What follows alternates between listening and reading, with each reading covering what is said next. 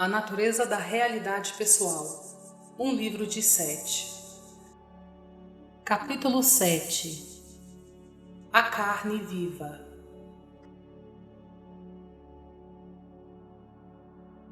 Pausa às 22h01. Nosso telefone começou a tocar. O som passava pelas duas portas fechadas entre o escritório de Jane e a sala de visitas onde nós estávamos.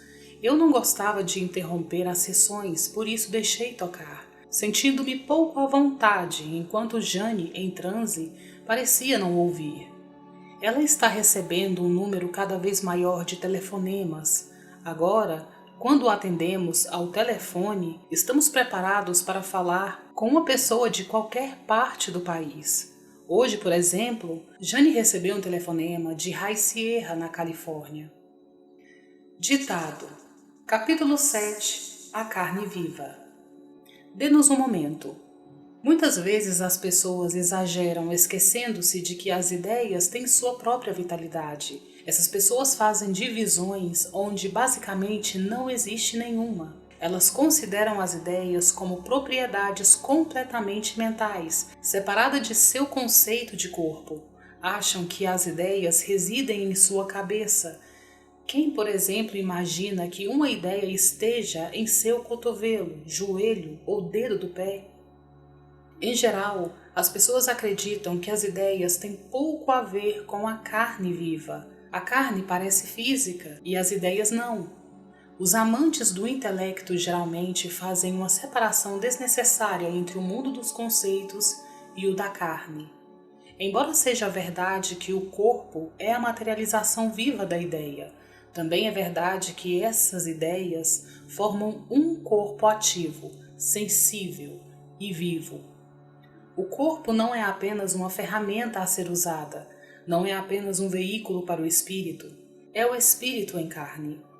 Basicamente, você lhe impõe suas ideias e afeta-lhe a saúde e o bem-estar por meio de suas crenças conscientes. O corpo, porém, é composto de átomos e moléculas vivas e sensíveis, que têm sua própria consciência viva na matéria e compõem as células que, por sua vez, se combinam para formar os órgãos. Os órgãos possuem a consciência combinada de cada uma das células que os compõem e, à sua maneira, percebem sua própria identidade. Eles têm um propósito, a função que exercem dentro do organismo como um todo. Esta cooperação de consciência persiste, de modo que você tem uma consciência corporal que é vital e que luta para manter seu próprio equilíbrio e saúde. O material do corpo, portanto, não deve ser considerado como algum resultado metafísico, mas como uma forma gestalt, carnal, viva e sensível. Em outras palavras, seu corpo é composto de outras entidades vivas. Embora você organize este material vivo, ele tem seu próprio direito à realização e à existência. Você não é uma alma encerrada em barro inerte. A casa de barro não se deteriora imediatamente quando você a deixa. Ela desintegra-se em seu próprio ritmo. Não é mais organizada por sua esfera de ação. A vida de seus átomos, de suas moléculas e células é transformada em outras formas naturais de vida. Sua percepção é meramente aquilo que você tem consciência. Mesmo os átomos e as moléculas têm sua própria visão clara e apreciam seu meio ambiente à sua própria maneira. O mesmo poder que move seu pensamento forma o seu corpo. Não há diferença entre a energia que molda suas ideias e a energia que faz crescer uma flor, ou que cura seu dedo quando você o queima. A alma não existe separada da natureza, ela não está fora da natureza. A natureza é uma alma em carne, seja qual for sua materialização. A carne é tão espiritual como a alma, e a alma é tão natural como a carne. Em seus termos, o corpo é uma alma viva. O corpo cura-se constantemente, o que significa que a alma na carne também cura a si mesma. O corpo, em geral, está mais próximo da alma do que a mente, porque ele cresce automaticamente como as flores, confiando em sua natureza. Podemos fazer uma pausa. 22 horas e 27 minutos. O ritmo de Jane fora bom. Este foi o final do trabalho do livro. Depois do intervalo, Seth transmitiu 2 páginas de material para Jane e para mim, e a sessão terminou às 23 horas e 1 minuto. Sessão 631, 18 de dezembro de 1972, 21 horas e 37 minutos, segunda-feira. Havíamos passado a primeira parte da noite enfeitando nossa árvore de Natal. Agora que estava pronta, com as luzes multicoloridas brilhando através dos ramos e fitas de ouropel, preparamo-nos para a sessão. Abaixo da janela de nossa sala de visitas, um carpinteiro batia no caixilho de uma porta, consertando os danos causados no andar térreo pela enchente de junho passado. Ver seção 613, capítulo 1. Além disso, o som de outras marteladas dentro do prédio atravessava o chão de nosso apartamento, mas nada disso durou muito, nem interferiu em nossa sessão. Boa noite, Seth. Iniciando o ditado. A existência física é valiosa por muitas razões, sendo uma delas o fato de a carne ser tão suscetível ao pensamento e, entretanto, resistente. O corpo possui suas diretrizes internas, de modo que a própria consciência do corpo, embora espelhando suas imagens negativas às vezes, luta automaticamente contra elas. Você precisa lembrar-se de que habita uma estrutura natural, o que significa que seus pensamentos são tão naturais, digamos, quanto os cachos de seus cabelos. No que pode parecer-lhe uma estranha analogia, comparei seus pensamentos a vírus, pois eles são vivos, sempre presentes, responsivos e possuem seu próprio tipo de mobilidade. Fisicamente falando, pelo menos, os pensamentos são acionados quimicamente e viajam através do corpo universal, como os vírus viajam através de sua forma temporal. Os pensamentos interagem com o corpo e tornam-se parte dele, como fazem os vírus.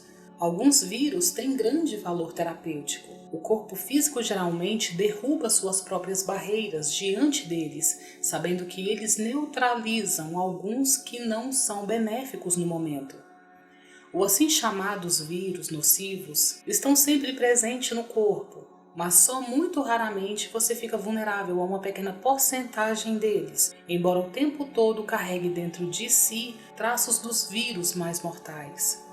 Os próprios vírus passam por transformações completamente insuspeitadas pela medicina. Se um vírus desaparece e outro é encontrado, nunca suspeitam de que o primeiro pode ter se transformado no segundo, e contudo, por meio de certas alterações de um caráter muito natural, isso acontece.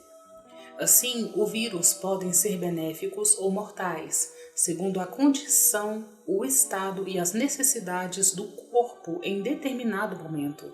É sabido que uma doença pode, em geral, curar outra. Às vezes, sem qualquer interferência externa, uma pessoa passa de uma doença grave para uma série de outras menos graves, que aparentemente não têm qualquer relação com o problema original. Agora, no contexto do aprendizado usual do Ocidente e com a introdução de drogas modernas, vocês estão mais ou menos em um dilema. O corpo sabe como lidar com as drogas naturais que vêm diretamente da terra, sejam moídas ou fervidas, picadas ou preparadas no vapor. Inúmeras drogas manufaturadas, sendo desconhecidas da estrutura inata do corpo, podem fazê-lo desenvolver fortes mecanismos de defesa. Esses mecanismos geralmente agem diretamente contra a droga e não contra a doença em si, o que significa que você precisa depois usar uma outra droga para neutralizar aquela que acabou de tomar. Pausa, às 21 horas e 58 minutos. Não estou sugerindo que não consulte médicos, nem que tome remédios dessa natureza, desde que acredita na estrutura da medicina que o mundo ocidental desenvolveu. O corpo humano está condicionado a ela pelo uso desses medicamentos desde o nascimento. Há muitas vítimas, mas esse é um sistema que vocês escolheram e suas ideias ainda formam sua realidade. Ninguém morre sem ter tomado a decisão de fazê-lo, e nenhuma doença é aceita cegamente. Simplificando, seus pensamentos podem ser considerados como vírus invisíveis, portadores, centelhas que iniciam reações não apenas dentro do corpo, mas em todo o sistema físico como vocês o conhecem. Seus pensamentos são tão naturais quanto as células de seu corpo e também tão reais quanto elas. Eles interagem uns com os outros, assim como os vírus. Enquanto estiver nesta realidade, não haverá divisão entre o mental, o espiritual e o físico.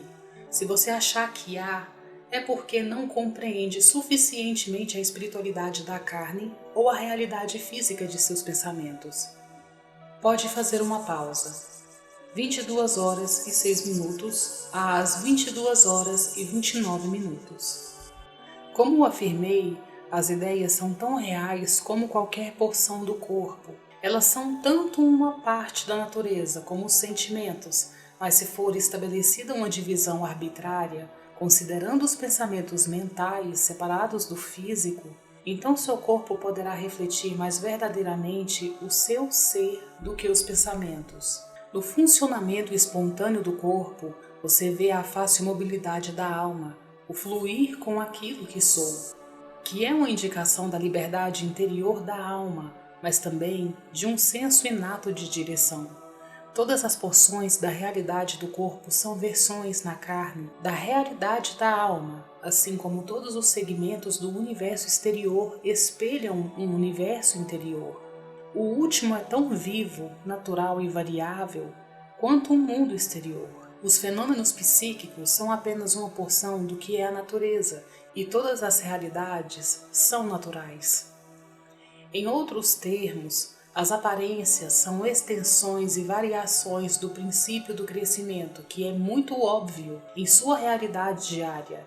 Esse crescimento é uma manifestação natural que floresce dentro de sua área particular de realidade, observável por seus sentidos. Repito que existem outras manifestações puramente naturais desse princípio.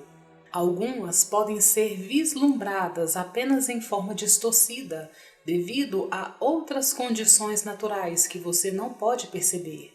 As aparências envolvem-no em um rico crescimento e desenvolvimento psicológico, presente, mas não observável, em seu terreno familiar. Qualquer tipo de existência acontece dentro do contexto da natureza, e a natureza inclui a alma. Sua definição de natureza simplesmente tem sido muito limitadora. É natural viver após a morte, e é natural devolver o corpo à terra, e então formar um outro. É natural seus pensamentos serem tão rápidos, sensíveis e vivos quanto os vírus. É natural que vocês tenham eus prováveis, bem como existências reencarnatórias. Quando você considera as ideias como mentais e separadas da natureza, sente-se separado da própria natureza. Quando imagina a vida após a morte como uma condição não natural ou sobrenatural, sente-se separado, excluído e confuso. Você precisa tentar entender que há diferentes tipos de natureza dentro da natureza, e a última em letra maiúscula. Sua vida física, sua natureza humana é, usando seus termos, dependente de um tempo em que você não era ou existia. É preciso que vocês entendam que não ser ou existir, nesta conotação, é uma coisa tão natural como ser fisicamente. Sua existência antes e depois da morte é um tanto quanto a vida presente, um fenômeno normal. Fim do ditado. Agora querem fazer uma pausa? Sim. Então continuarei em outra linha. 22 horas e 55 minutos. Jane estivera bem dissociada. O prédio estava silencioso há muito tempo, uma situação de certa forma incomum nesses dias, me parece. Depois do intervalo, Seth falou sobre minhas pinturas, e transmitiu-me algum material para as pessoas que não estão envolvidas com este livro. A sessão terminou às 23 horas e 35 minutos. Sessão 632, janeiro de 1973, 21 horas, segunda-feira. Tivemos uma série de dias quentes e claros este mês, e não há neve no chão. Nossa árvore de Natal já se foi, embora a tenhamos conservado por toda a semana que passou. Jane voltou a dar aulas, embora tenhamos tido algumas sessões mais curtas sobre diferentes assuntos durante os feriados. Este é o primeiro material de 7 para o livro, desde 18 de dezembro. E como ele retomou o ditado do capítulo 7 com tanta facilidade, lembramo-nos de que ele não é influenciado por nossas ideias de tempo. O trabalho psíquico de Jane resultou em um aumento constante de cartas e pouco a pouco fomos nos atrasando nas respostas. Recentemente, Seth nos disse que havia ditado uma bela carta para enviarmos aos que nos escrevem juntamente com qualquer observação pessoal que quiséssemos acrescentar, mas ainda não recebemos esse material. Boa noite. Boa noite, Seth. Agora, ditado. Como a maioria de vocês sabe, os átomos que compõem suas células, assim como as próprias células, morrem e são substituídos constantemente. A matéria dos órgãos internos muda e ainda assim ele sempre retém sua forma. Sua identidade permanece intacta. Assim, sua identidade está assegurada em meio a todos esses nascimentos e mortes, dos quais seu eu consciente não tem conhecimento. A memória de todas essas experiências é retida. Cada célula lembra-se de seu passado, embora todas as suas partes tenham sido e estejam sendo continuamente substituídas. Abre o parêntese. Vamos definir a célula em termos comuns, como uma unidade minúscula, muito complexa, de um protoplasma. Geralmente é composta de um núcleo, uma matéria viva, semifluídica e uma membrana. As ideias de Seth sobre a memória celular, contudo, fazem muitas dimensões novas. Fecha parêntese.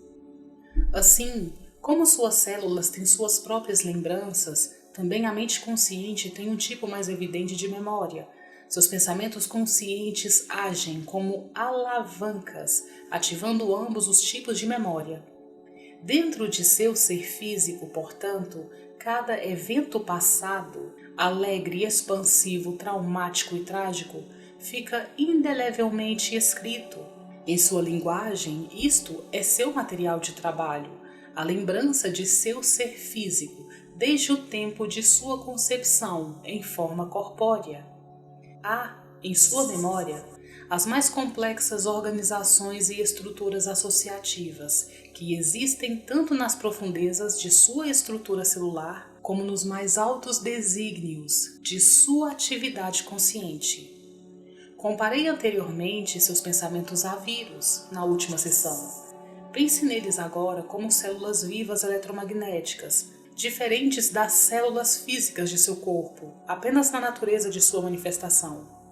Seus pensamentos dirigem o funcionamento geral das células do corpo, mesmo que você não saiba conscientemente como essas células operam. Esse trabalho é inconsciente. Cada célula física é, à sua maneira, um cérebro em miniatura, com memória de todas as suas experiências pessoais e de sua relação com outras células e com o corpo como um todo.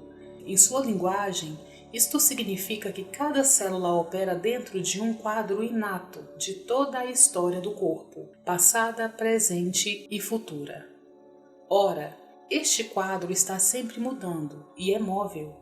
Uma alteração em uma única célula é instantaneamente observada pela consciência do corpo, a consciência conjunta das células, e o efeito futuro é percebido. Esta informação é usada juntamente com todos os outros dados do corpo, sendo feita uma projeção. 21 horas e 21 minutos.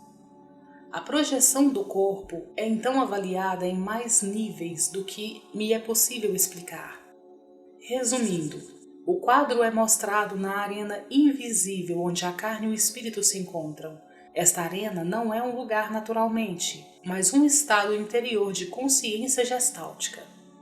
O estado é causado por certas interações que ocorrem profundamente dentro do corpo. Formam-se estruturas magnéticas.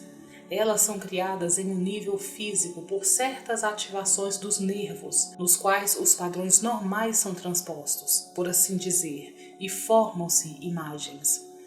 Os nervos e as estruturas celulares tiram retratos em suas extremidades que são reunidos e usados para formar o retrato maior da condição do corpo. Estas não são imagens como vocês imaginam, mas informações altamente codificadas, impressas eletromagneticamente, que não aparecem como imagens ao olho físico. De qualquer forma, elas não podem ser percebidas a não ser pelo corpo. Este processo, porém, é tão superior a qualquer coisa que vocês conheçam que o corpo realmente tira retratos pré-cognitivos de suas condições futuras, como se a situação do corpo fosse, no momento, projetada no futuro. Seth e Jane fizeram várias pausas ao transmitirem a última sentença, naturalmente procurando as palavras certas. Este quadro profético é então confrontado com dois modelos. Primeiro é comparado com o padrão ideal de saúde do corpo em seu caso individual, sua maior realização. Depois é comparado com a imagem do corpo enviada pelo eu consciente. Correlações instantâneas acontecem. Em uma estrutura organizacional, que certamente seria invejada pelas empresas da mais avançada tecnologia, há um intercâmbio de comunicações extremamente rápido. O corpo realiza todas as mudanças necessárias para alinhar as duas imagens com a condição atual do corpo. Podem fazer um intervalo. 21h35. Seth nos permitiu um intervalo apenas para termos um intervalo, disse Jane. Ele tem muito mais coisas todas prontas. Acho que poderá falar sobre aquele livro que compramos na semana passada também, pelo menos um pouco. O livro que a Jane se referia era um compêndio de experimentos com animais e os ritmos biológicos humanos. Ainda não o lemos todo, mas de nosso ponto de vista já questionamos algumas das conclusões. Achamos que Seth está continuamente oferecendo percepções mais amplas desses ritmos. Reiniciamos às 21h42. De certa forma, há um equilíbrio embutido. O corpo é tão sensível ao pensamento consciente que tem seu próprio sistema inato de autopreservação e sua própria imagem de realização. Digamos que aos 4 anos de idade você tenha sido gravemente ferido. Houve um acidente às 3h20 da tarde. Nevava. Sua mãe está passando um peru. Imagine que você queimou a mão gravemente. Embora o tecido da mão tivesse sido completamente substituído, quando você chegou aos 27 anos, por exemplo, a identidade dentro de cada uma das células presentes lembra-se daquele ferimento. Várias outras coisas lhe acontecem em diferentes tardes, na mesma hora, tanto antes como depois daquele acidente. As células de sua mão contêm lembranças que sua mente consciente ficaria maravilhada ao contemplar. Lembre-se, contudo, que as células de sua mão de 27 anos de idade não são, de qualquer modo físico, as mesmas células que vivenciaram quaisquer desses eventos. Em algum subsolo da sensação, porém, as evidências de estímulo e as reações experimentadas e enterradas durante aquelas inúmeras tardes passadas ainda existem. Algumas dessas lembranças certamente serão revividas, afetando o que você pensa que é sua experiência atual, aos 27 anos. Seus pensamentos conscientes e seus hábitos regulam quais deles se misturarão ao redemoinho do presente. Você, conscientemente, dá os sinais para a reação. Não é o contrário. Os eventos passados não se intrometem desta forma, a não ser que sejam convocados por expectativas e pensamentos conscientes que existem em sua mente. Pausa. Essas lembranças inconscientes serão ativadas de acordo com suas crenças atuais. Você será restabelecido e renovado quando seus pensamentos motivarem sensações e eventos físicos prazerosos, ou ficará deprimido ao trazer à consciência experiências passadas desagradáveis com o corpo. Às vezes, naturalmente, ambos podem ser altamente benéficos. Uma percepção consciente de perigo, por exemplo, convocará todas as informações sobre situações semelhantes, de modo que o corpo possa lidar com o perigo imediatamente, a partir de seu vasto banco de lembranças vivas. Pensamentos desagradáveis constantes, porém, colocam o corpo em um estado de desordem que é irrealista e, por sua vez, força-o a reativar esses velhos padrões. Longa pausa às 22h01. Olhos fechados. A carne viva é bem ciente de certos fatos que lhe escapam em um nível consciente. Ela sabe que morre e renasce constantemente e ainda se preserva. Eu uso os termos morre e renasce porque fazem sentido para vocês, mas não para o corpo. O corpo, embora seja sempre ele mesmo, vem e vai. Ele não se sente diminuído quando uma célula morre, pois ela também está no processo de formar uma nova. Por um momento, pense em seu corpo como uma grande célula no momento de sua constituição. Você, o eu maior, tem muitos outros corpos, cada um transformando-se no outro quando um morre e renasce. Contudo, você, com V maiúsculo, mantém sua identidade e sua memória, assim como a menor de todas as células de seu corpo. Isto é simplesmente uma analogia, mas explicará o conceito de seu corpo, pois como um todo, ele sabe que morre, como agora o fazem suas porções, mas ele também está consciente de sua futura transformação. Dentro dessa estrutura, ele protege e mantém sua própria estabilidade e sobrevivência.